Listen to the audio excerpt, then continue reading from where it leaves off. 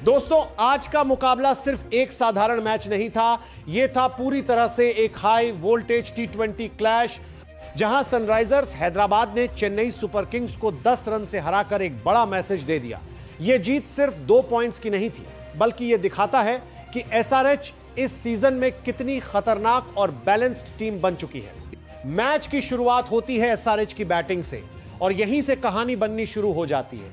पारी की पहली ही गेंद से इरादा साफ था, अटैक करना है, दबाव बनाना है और सामने वाली टीम को सोचने का मौका नहीं देना है।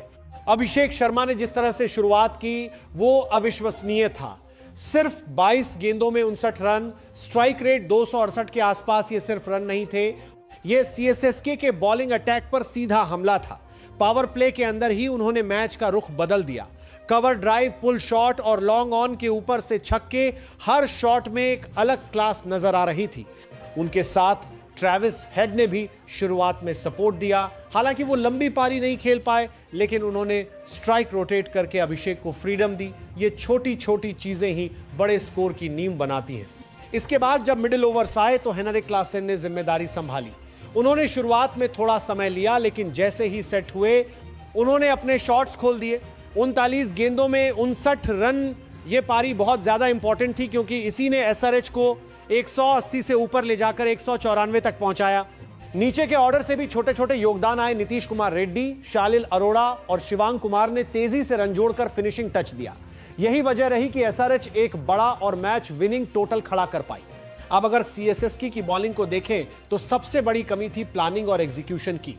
विकेट जरूर मिले, जेमी ओवर्टन और अंशुल कंबोज ने तीन विकेट लिए, लेकिन जब रन रोकने की जरूरत थी तब कंट्रोल नहीं दिखा। पावर प्ले में ज्यादा रन देना सीएसएसके को भारी पड़ गया।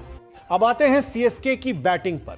टारगेट 195 रन का था, जो आसान नहीं था लेकिन नामुमकिन भी नहीं था। शुरुआत में सीएसके ने दिखाया कि वो इस चेज में बने रह सकते हैं। आयुष मात्रे ने तेज 30 रन बनाए और मैच में मोमेंटम दिया। मैथ्यू शॉट ने 34 रन बनाकर पारी को आगे बढ़ाया। एक समय ऐसा लग रहा था कि सीएसके इस मैच को आराम से चेज कर लेगी, लेकिन फिर वही हुआ जो अक्सर तबीस में मैच पलट देता है, लगातार विकेट गिरना। मिडिल ओवर्स में एसआरएच के गेंदबाजों ने पूरी तरह से मैच पर कंट्रोल कर लिया। सबसे बड़ा झटका था डेवॉल्ट ब्रेविस का शून्य पर आउट होना। एक ऐसा खिलाड़ी जिससे बड़े शॉट्स की उम्मीद होती है, उसका जल्दी आउट होना सीएसएस के लिए बहुत बड़ा नुकसान था। कप्तान ऋतुराज गायकवाड़ भी बड़ी पारी नहीं खेल पाए और जब आपका टॉप ऑर्डर सेट होकर भी मैच फिनिश नहीं कर पाता तो दबाव बढ़ना तय है। एसआरएच की बॉलिंग की बात करें तो यह मैच का सबसे बड़ा डिफरेंस फैक्टर रहा। ईशान मलिंगा ने 4 ओवर में 29 रन देकर 3 विकेट लिए। यह स्पेल गेम चेंजर था। उन्होंने मिडिल ओवर्स में विकेट निकालकर सीएसएसके को बैकफुट पर डाल दिया। नीतीश कुमार रेड्डी ने भी शानदार बॉलिंग करते हुए 2 विकेट लिए और रन रेट को कंट्रोल किया।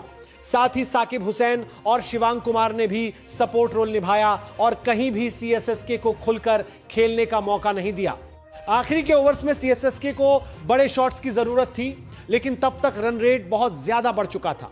बल्लेबाज कोशिश करते रहे, लेकिन हर ओवर के साथ दबाव बढ़ता गया और अंत में सीएसएसके 184 रन तक ही पहुंच पाई। अगर इस पूरे मैच को डीप में समझें तो एसआरएच ने 3 चीजों में बाजी मारी। पहला, पावर प्ले में आक्रामक शुरुआत। दूसरा, मिडिल ओवर्स में कंट्रोल और विकेट। तीसरा, फिनिशिंग में तेजी। वहीं सीएसके की हार के पीछे भी 3 बड़े कारण रहे। पहला, पावर प्ले में खराब बॉलिंग। दूसरा, मिडिल ओवर्स में लगातार विकेट गिरना और तीसरा, सेट बल्लेबाजों का मैच फिनिश ना कर पाना। क्रिकेट में अक्सर कहा जाता है कि मैच छोटे छोटे मोमेंट से बनता है और आज वो मोमेंट था अभिषेक शर्मा की पारी और मिडिल ओवर्स में एसआरएच की बॉलिंग। तो दोस्तों, ये था पूरा मैच का डिटेल एनालिसिस, जहां सनराइजर्स हैदराबाद ने हर डिपार्टमेंट में थोड़ा बेहतर खेल दिखाया और उसी का नतीजा रहा ये शानदार जीत।